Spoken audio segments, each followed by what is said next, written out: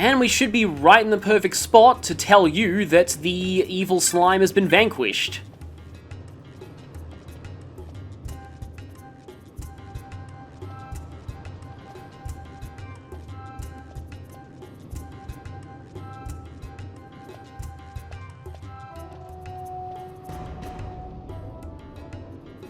Yes, remember that crime doesn't pay unless you're the protagonist, in which case stealing from enemies gets you good loot.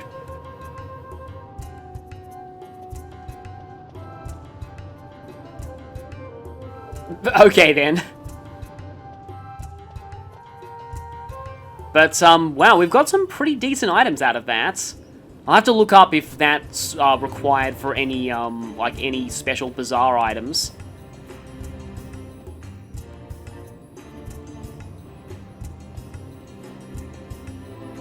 Oh, this is one of the blackened fragments. Interesting. Ah, Nabudis, yeah. Nabudis, well, yeah, bad things happened to it. It basically got hit by a magical nuke. This is only part of a medallion, and there actually are 3 medallions you need for that optional Esper, which I guess I can say now is in Nabudis.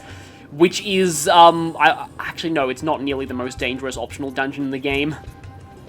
It's just, a very dangerous optional dungeon. There are a few worse ones. But this should perfectly position us to, turn in the, No, Sorbet is in the west, I think. Yep, there you are. So this one actually is another very important side item. Oh, yeah, my mouth's doing weird things right now. We get the burning bow out of that? But yeah, we also get, I believe, the sluice gate key. Old Dalen, yeah, I still wonder what his deal is. With the sluice gate key, we can change the water levels in the Garum Scythe waterway, and that lets us access an optional Esper there, which is probably beyond us at this point. However, speaking of beyond us at this point, does Fran have the right licenses for the Burning Bow?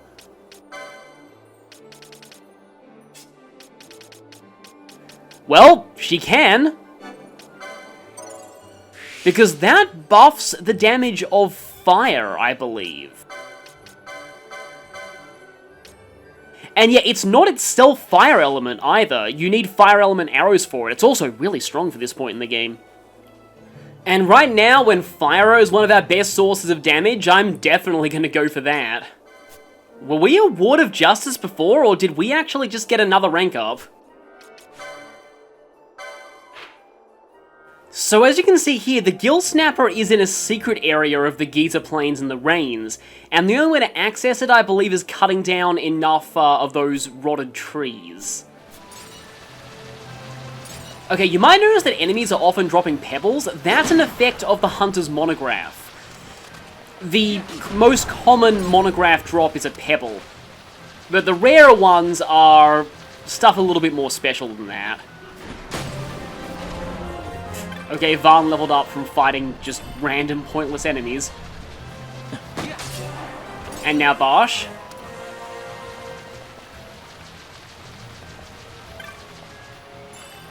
Here we go, so I guess I'll bring up the map here. I had a feeling there'd be a wilted tree here.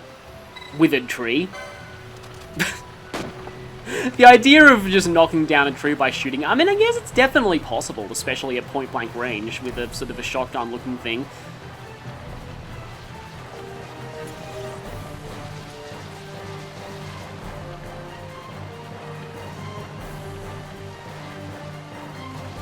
Aha, I had a feeling there'd be another one here, in this little corner. Yet more shooting trees, knock them down. Yeah, this is pretty much directly below the other one.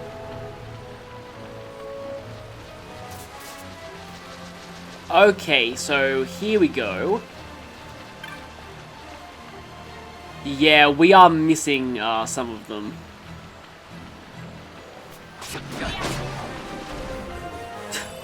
Well, I guess Larsa's gonna be, he might even leave higher than level 30. Oh, okay.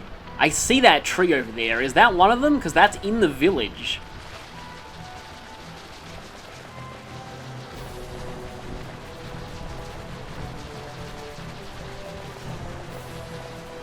Oh, well, there's one here we definitely haven't got yet.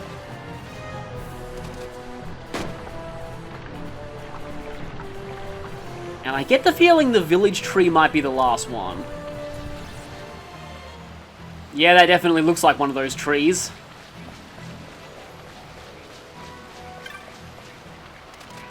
Now, I wonder if this is the last one.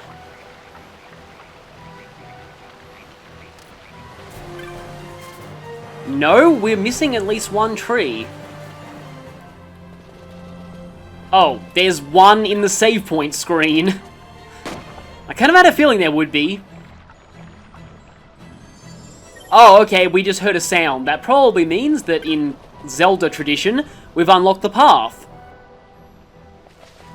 See, I feel like when you're looking at the map like this, it's probably best to just look at that big gap that I'll probably point out during editing, that's sort of to the right side of the map, because basically any part of land that borders that big gap, that's where the central river is, so the trees would have to border that in order to drift down here. Yes, we can get through. Now, I'm really hoping there aren't any elementals in here, because that's going to kind of ruin my plan.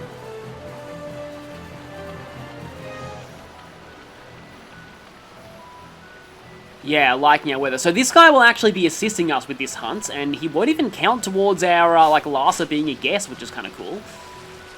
But, again, really hope there aren't any elementals. Oh, is that it? No, that's I think that's a different one, because the Gil Snapper is, like, red.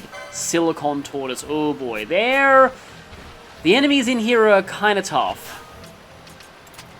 I know it needs to be thunderstorming for this thing to show up, which is probably, oh, I just hope it doesn't, attract the elementals. A lot of aggressive big tortoise enemies that I may be able to take down by Reflect Fire spam. Yeah, this one has a much more obvious face thing on its shell.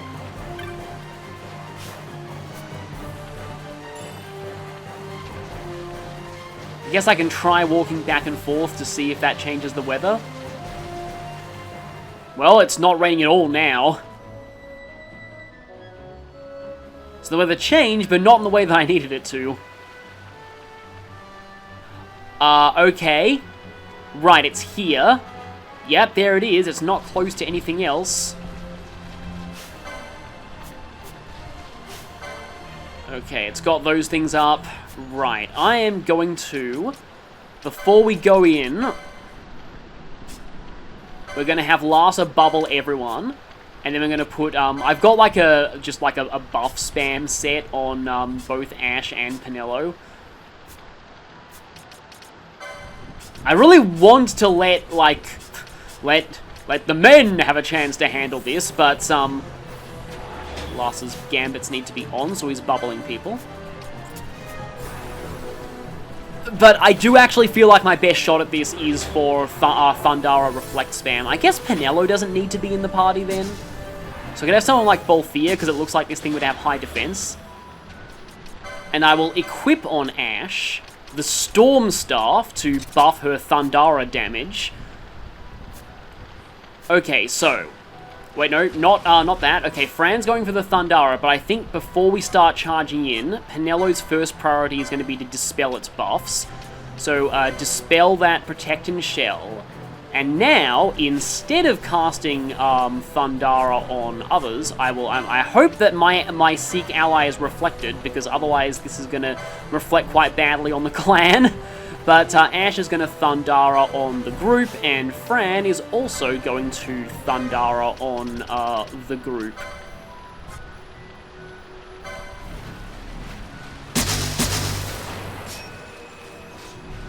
Okay, did any of those Thundaras actually hit it? It's going for Blizzara already. Thundara, Party, Fran, Thundara the party.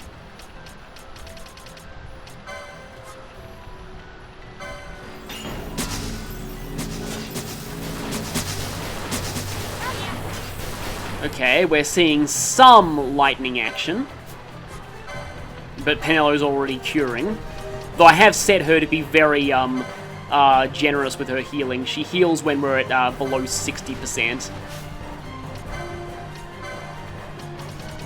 And Thundara the party.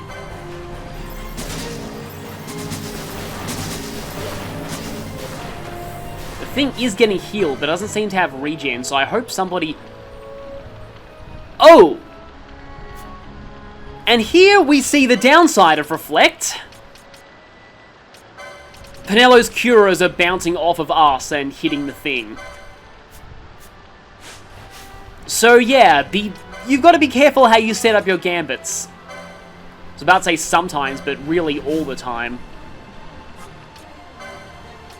Yeah, the downside of the Reflect strategy is that you can't heal outside of items.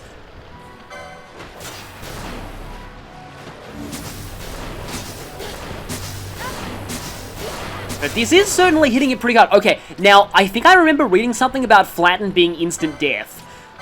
So hopefully it's not targeted at Ash, because that would be a problem. She's definitely my main damage dealer here.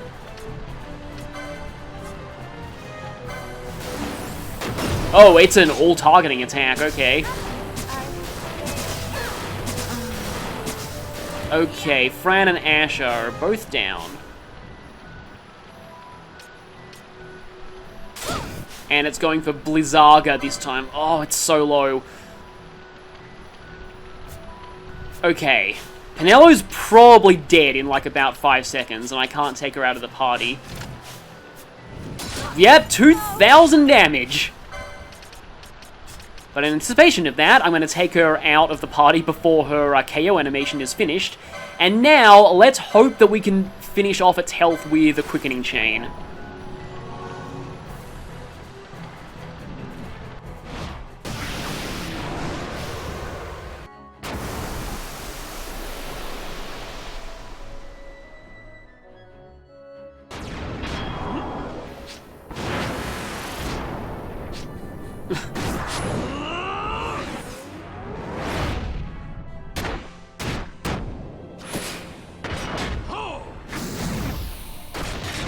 So that was really bad. I don't think this is gonna actually finish it because I got no mischarges after like 3 quickenings.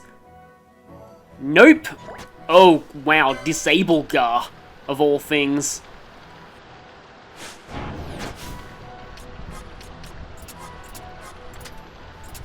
Can somebody here, like, Phoenix down somebody in the reserves? Oh, we do have an accessory that's blocking Disable on Varn, at least. Yeah, Disable's really bad. It basically prevents you from just taking action in general. Okay, it's just Blizzara, not Blizzaga. That I'm semi-okay with. Now, I just need us to stop getting targeted so that I can actually swap people out. This is kind of a nice strategy by it, though. It's spamming that, Blizzara so that we can't, change our party lineup because everyone's getting targeted. Barsh is disabled. However, I do have some people with quickenings in play. I mean, I could also summon, but... yeah, let's just... oh, it's actually higher than I thought it would be. Yeah, I've not even used Heaven's Wrath yet, and also... oh yeah, Barsh can't participate in this quickening chain because he's disabled, that's why. This could actually go really badly, I just realized.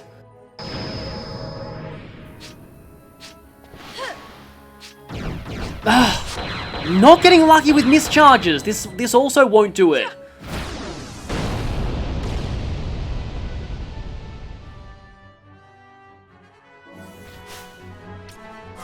But now that we're no longer reflected, except for Larsa himself, Larsa, please cure.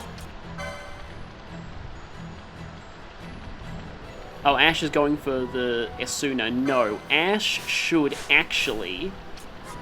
Although she's probably going to, like, die in about 5 seconds before she gets this off. She only needs to focus on just finishing it. Oh, that cure was just not quite there in time.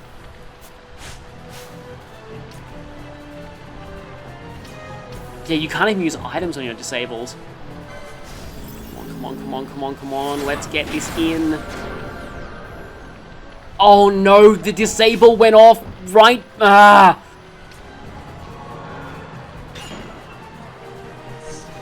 We may actually fail this.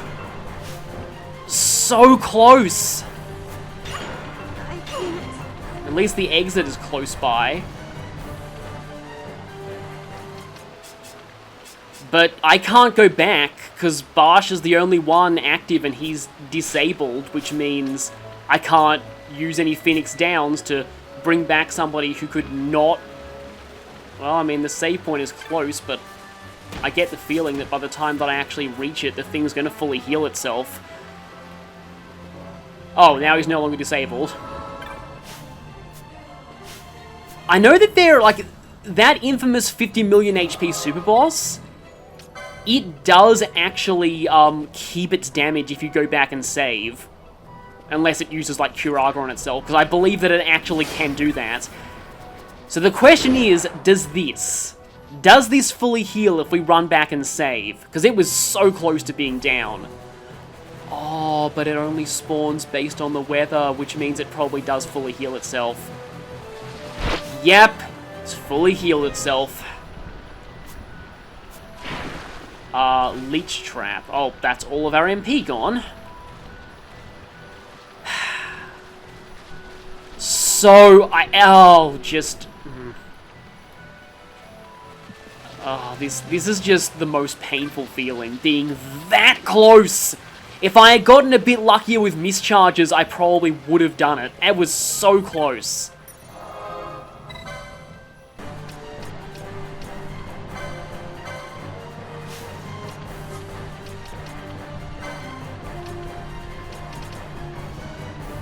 Well, if there's any time to use the Hate Scum mode. While I'm showing this next attempt, there's a few things I wanted to talk about regarding the Gil Snapper that I never got a chance to during the live commentary, so I'm adding them in now. The first is that this thing's name isn't for show. If you steal from it, you can obtain 1,000, 2,000, or 4,000 Gil. If you leave the area and come back, you can repeatedly respawn this thing and try and farm Gil off of it. I personally don't think it's a very fast or particularly interesting Gil farming method though. But speaking of this thing's name, a bit of trivia is that it appeared in an early Final Fantasy game, but it got mistranslated as Gilgamesh. Gilgamesh is the name of a recurring character in the series that is definitely not this monster. In Japanese, its name is Girugame, or Gil Tortoise, and with that, you can understand why this mistake happened. Okay. And there we go. If you don't draw it into the urn and seal it, then it does respawn, so you actually have to make sure you do that. I think it's automatic. Let's stop, everyone. Stop thundering each other. It's done. That's over. Okay, that... I think the Haste Gun mode was what actually really did it. That and setting up my buffs in the area itself rather than at the save crystal, because then, you know, my buffs all wear off by the time we actually start fighting it or during the fight. And if this area isn't, like, fully mapped out now, it's because I had to reload a save, but... Okay, yeah, so that is, I'm definitely not supposed to do that fight at this point. Obviously, it's a lot better if you come back on your higher level. In fact, part of me wants to keep us... No, I'd have to play quite a bit further forward to... I would really like to actually use the Lightning Esper on that thing as revenge, but... I think it does actually appear in trial mode, so that could be something for trial mode later. So let's see, that was my original second save at the Crystal Glade from my first attempt at fighting it. This one, yeah, that was considerably less time. Yeah, moats. Really should have used those before, and are the end... Soggy letter. Please visit us during the dry. Okay, so we can't officially complete this hunt until the dry comes back, but that should be fairly soon.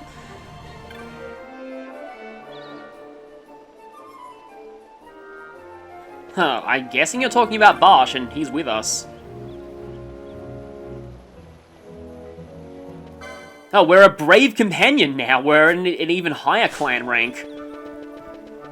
Though, again, I'm pretty sure it's not what we're supposed to be at this point in the game.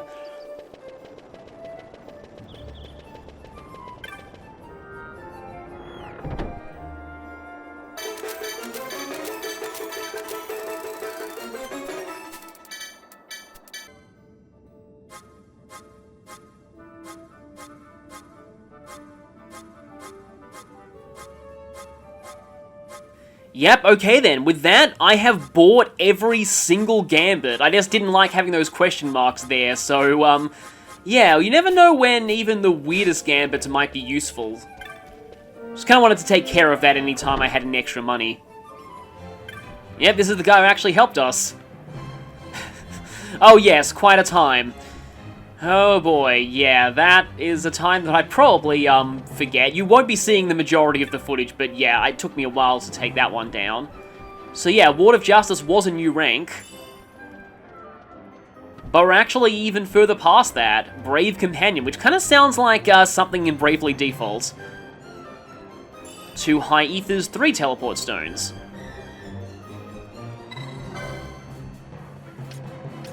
Nothing new from you, though. Now, I heard that at a certain clan rank, the clan shop sells something very, very broken. Don't know if it's now or not, though. Okay, then. That's a pretty large price to pay for just cat ears, but convert all license points earned to Gil. That's obviously very, very useful towards the end of the game when you've maxed out your license boards. Very expensive, but also halves ice and wind. Oh, we can buy ethers now. I don't think we could before, but no new spells.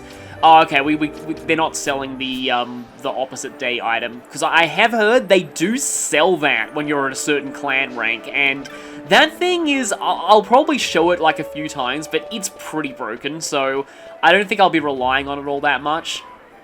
The main reason I came here, though, was for you, so we actually can do the next step in this quest. After you've reached Mount Bur Omises, I think.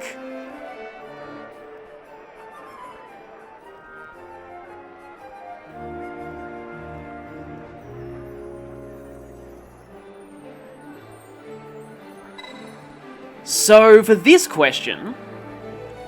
yes, I think it's a good idea gives you +1 point, and I'm not so sure gives you -1 point. Now, honestly, I actually would agree with this. It seems like her skills definitely lie in areas that are not like her sister, but because I'm going for the positive points outcome of this, I'm going to say this.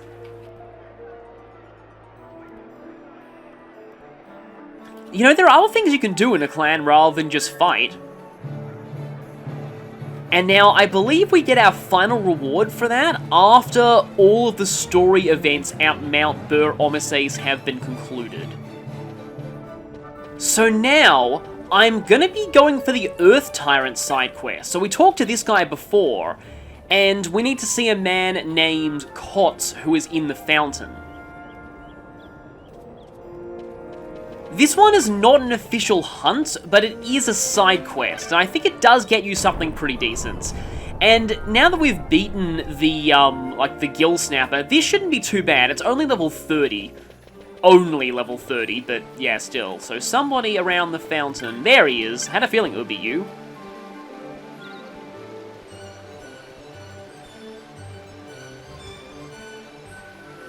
And now he's sending us to find a different NPC, Storehouse 5 in Lowtown.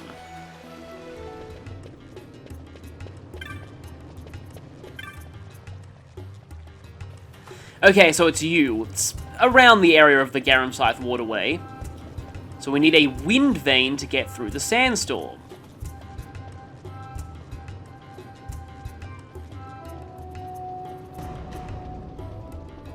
So we actually need to find half of the wind vein in the Westerstand.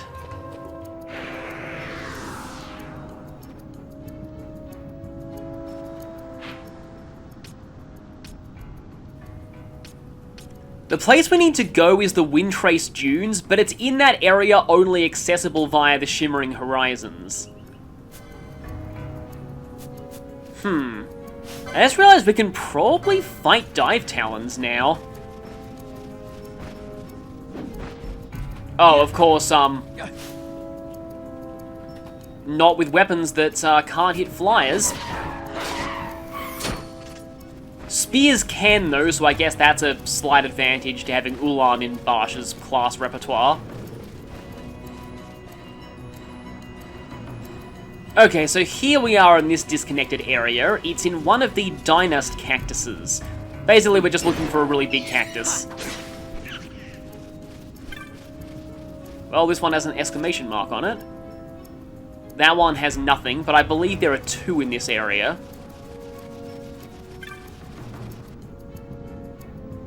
And that's the Wind Globe. That's all we need from here, but may as well kill this wolf for the LP.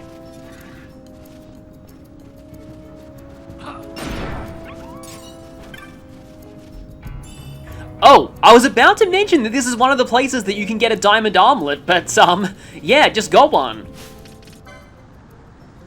Immune to electricity, though.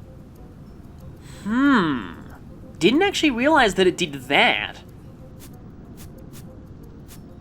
That's good to know because of that, optional lightning esper.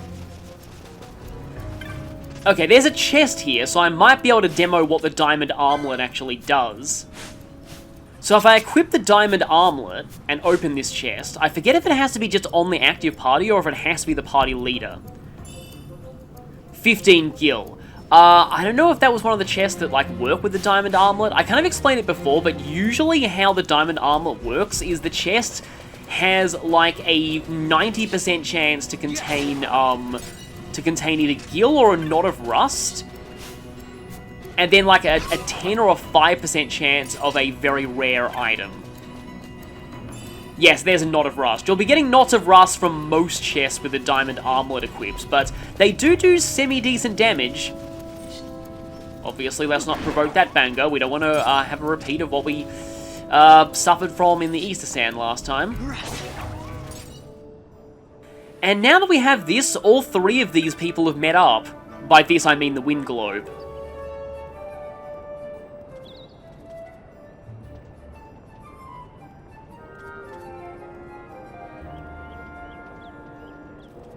So what you're saying is a Larvitar hatched and now there's a Tyranitar running around.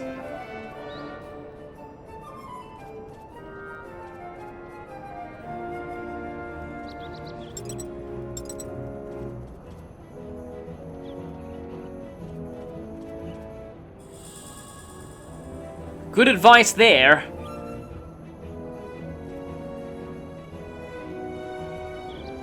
Yes, you tried to convince them that it was a good thing that you spent all their money and accomplished, nothing. My sister was watching old episodes of Friends, recently, and she said she really loved that line. That's from, like, one of the later series. Okay, so in the items menu, this is a bit of a weird thing to be talking about now, but there's actually a sort function, so you can do an auto sort, and that will put all of the similar items next to each other, which is very convenient when you're menuing during battles. You can also sort spells like this. So now, like, all of the, as I was saying before, like, that I wanted, like, Fire and Fire are next to each other, and all of the white magic spells are next to each other, and all of these are in order. Okay, I have the Ice Brand, but this thing takes 50% damage, well, except for Earth, which it drains, from everything but Wind, and, yeah, I could just spam Wind on this thing, but I feel like that's, I don't know, not exactly the most interesting strategy. I let the girls have, like, I really could just use the same Reflect strategy for this thing with just, Arrow instead of, Thundara, but I think I want to let the guys take this one. So for this, I'm going to be going for the Evade Tank Varn setup, with Decoy on him, and then Balthier and, well, Balthier has to equip, like, a non-elemental shot, because I don't have any, like, wind shots or anything. Can Vaughn use the Jade Collar now? Not yet. Okay, let me just check something. 40 LP for that, which I definitely have. Okay, I have both shield blocks already. I'll spend the rest of his LP later, but for now I really want to make sure that I equip that on Vaughn. Jade Collar also boosts speed a little bit too. I might still need to use Ash for a little bit, because I think she's the only one of us who has Blind. And here's what I might end up trying for this fight, although I don't know if it's going to work all that well. It is a bit risky. So, Berserk plus Blind does work on this. It's a bit of a risk because unlike the Flan, this thing is a physical attacker, so Berserk is going to buff it, but it does have Screwtail, which I saw from an early rare game is really dangerous. Berserk will at least stop it from using Screwtail. And I might try Berserk, Blind, Vaughn, Decoy. There's a chance this could go horribly wrong, but we'll see. Of course, with Ash in, she needs to have Gambits on and also get bubbled. Not really sure if I need to... Oh, she still actually has her buffs from that earlier fight, I think. Okay. Right, let's go. I'm not going to cast Decoy until we actually start fighting. And the map is... Whoa, okay. An actual battle transition in this game, of all things. Here comes, essentially, Tyranitar. It's a giant dinosaur that makes sandstorms, basically Tyranitar, and also Earth-based. Okay, Blind and Berserk are going off. I think I want to try and get those off before I do anything else. This thing even has, like, boss HP. Okay, Berserk worked. Blind didn't, hasn't yet. And that means Penelo can start using Decoy. I think this thing has the same boss theme as, okay, good, Varna's decoyed. I think this thing even has the same boss theme as, have I got Blind on it yet, though? I think I'll actually just put Balthier and Barsh in for now, just to try and get some damage. I could try Berserking them with Penelo, but as I was saying, I think this thing has the same boss theme as the Elder Worm, which kind of makes sense. So yeah, this is my strategy right now. Like, as you can see, it's attacking a lot because Berserk increases action time, but I'm blocking pretty much everything with my combo.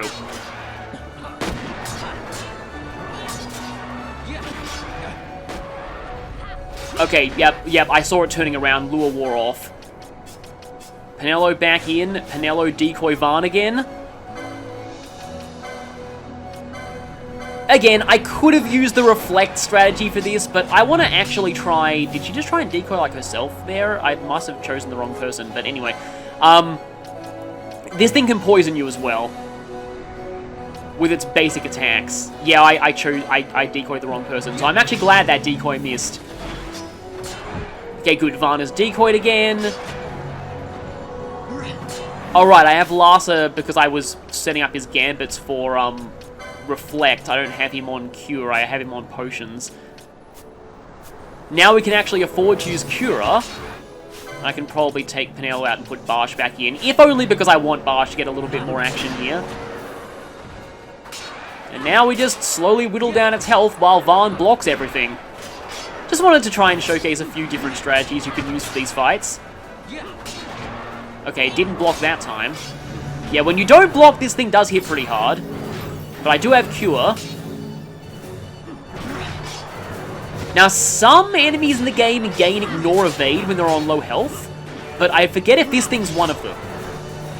Oh, well, obviously, the, everyone's targeted, so, I can't, put Penelo back in to reset up the decoy, but now I can. Okay, you decoy... In fact, a possible oh, Berserk just wore off. You know, I would rather get Berserk back up, because if this thing starts using Screwtail, we are, no pun intended, kind of screwed. I don't think Berserk worked. Oh, hell is Curaing? I'd rather have her just berserk.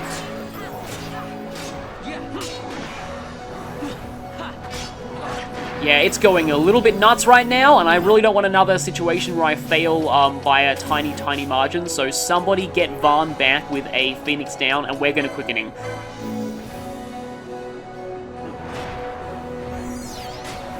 Okay, Vaughn's back. Vaughn immediately quickening.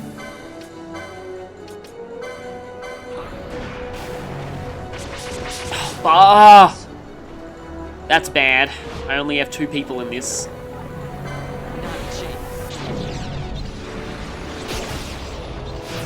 It attacks a lot faster when it's on low health, as it should. Like, I don't know whether like I'm a proponent of fights getting harder as the boss gets low on health, but I do think it's a decent idea. It stops you from getting complacent. And obviously, like, an enemy would start fighting harder if it's on low health, although I do like the thing that a lot of Dungeon Masters go for, where they just simply make, enemies, you know, try and run away when they're on low health, because, you know, it makes sense that somebody who's, you know, bleeding to death would think more about self-preservation than, you know, trying to inflict a game over on the player. How about some of this? There are some enemies in RPGs that try and run when they're on low health, but usually, like, they represent that by simply you beating them and then they run. Like in a cutscene.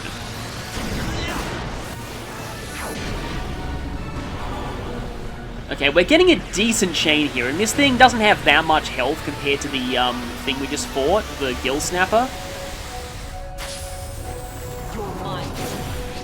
Oh, no!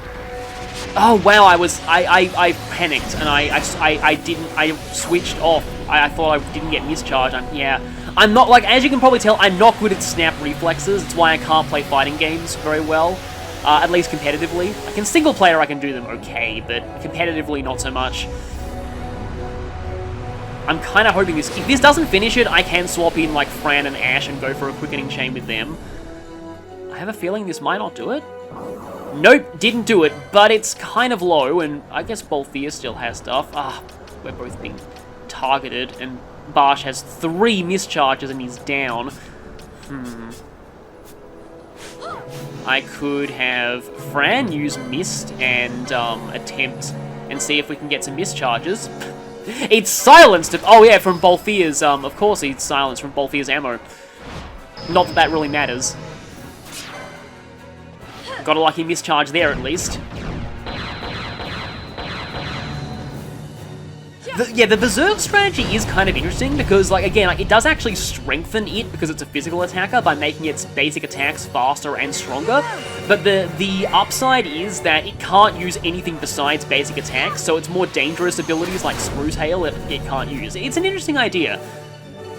Because normally I wouldn't really think to try and Berserk a physical attacking enemy. But sometimes shutting off anything that isn't basic attacks is still useful. Yeah, I doubt I get anything there. This might still be enough, though. It doesn't have a lot of health.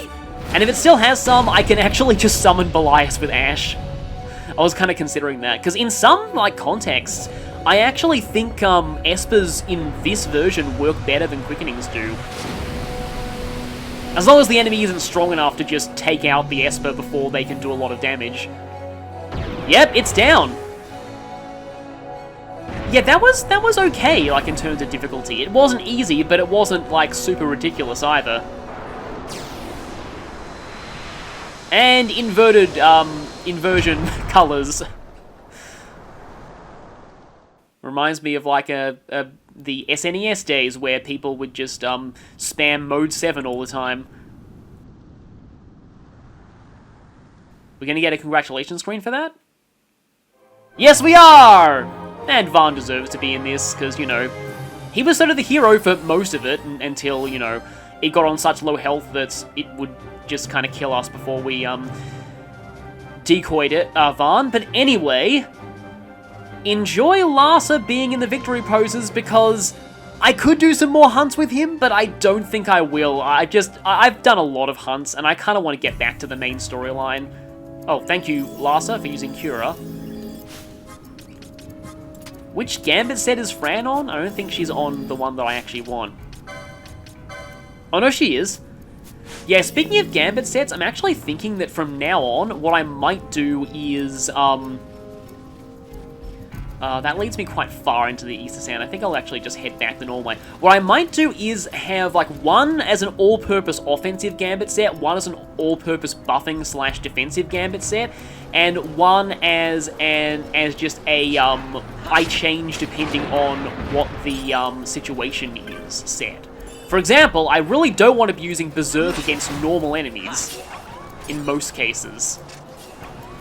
Yeah, you might notice that Vaughn isn't even one-shotting these wolves. The downside of the evade tank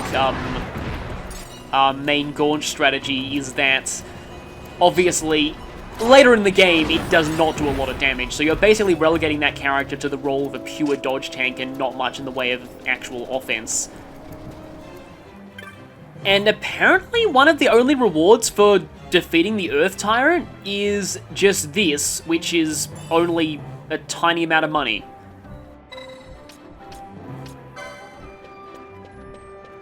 But it is at least an entry in the bestiary, which you need for completing the Sky Pirate's Den. Okay, I normally like to do this in, like, the start of a part, but considering that we have a ton of LP right now, and, we probably, like, by my estimation, only did, like, 2 battles in this part, really, maybe I can spend some LP, so let's see, what can I, do for Vaughn here? I was gonna focus on Bushi a bit more, I think. Well, I suppose I can get these things that are hidden behind a quickening. And more HP is kind of nice. Yeah, for this much LP, we're not really getting much.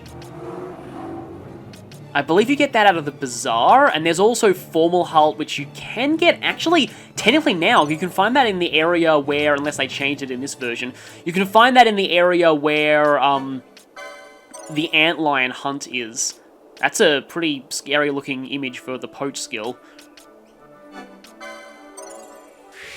Now, obviously, Bolthia needs to be able to use the Pirate Hat. Guess I can grab another light armor license, too. Oh, he doesn't have his 3rd quickening yet. I forget which one of those I'm saving up for. As for Fran, I got her the Burning Bow already. Oh, well, we can use Vanish and Balance now. But I'd probably rather get, like, we actually have access to some of the better maces, but I guess Magic Law is also good. Like these ones here. Fran's magic damage has been lagging behind a little bit, and it seems like due to Black Mage being so good, each individual point of magic definitely helps a lot. There's a whole lot of battle laws down here. Might want to take some of them.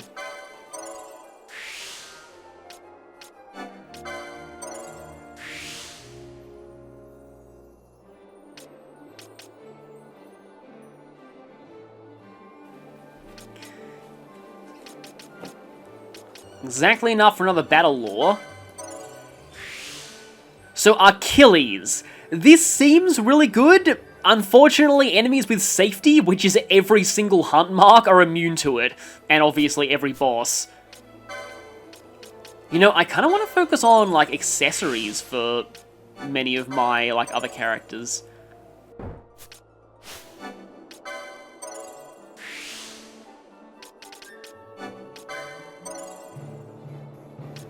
Because the status immunities are definitely very, very useful.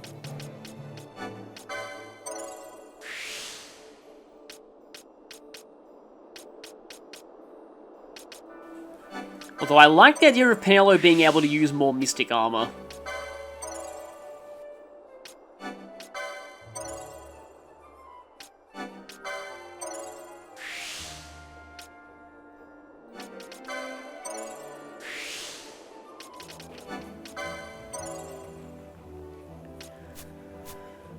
Okay, that should be everything Gambit-wise. You know, I wonder if combining these might be nice on Penelo, like heavy body armor, but a magic armor hat will kind of give her the best of both worlds there. Hadn't even upgraded Fran's armor in a while. I messed around with equipment a bit, but I think that'll be all. Next time, even though we do have, if we check the, oh, we have something new in the Sky Pirates Den.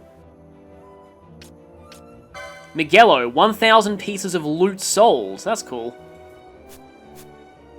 But anyway, if we check our hunts, haven't officially completed this, we'll have to wait until the dry, but we do still have these two, which are probably more on our level at this point, along with these two, which I'm going to save for quite a bit later.